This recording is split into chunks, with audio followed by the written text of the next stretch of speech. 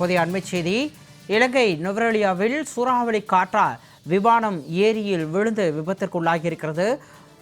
அண்மை செய்தியாக நாம் பார்த்து கொண்டிருக்கிறோம்.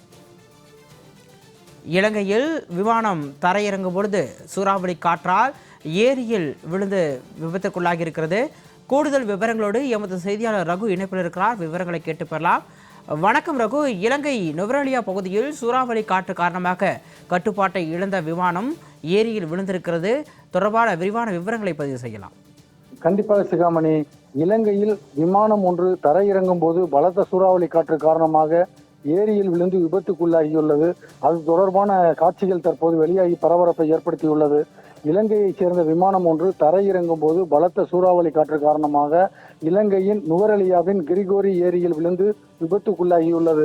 இந்த விமானத்தில் 2 விமானிகள் மட்டுமே இருந்தனர் என்றும் அவர்கள் இருவரும் படுகாயமடைந்து தற்போது நுவரெலியா மருத்துவமனையில் சிகிச்சைக்காக அனுமதிக்கப்பட்டுள்ளனர் என்றும் இலங்கையில் இருந்து வரும் தகவல்கள் தெரிவிக்கின்றன.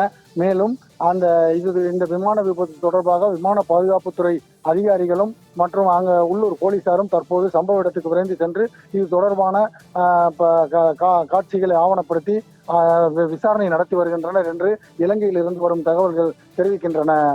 சிகாமணி, விவரங்களுக்கு நன்றி ரகு.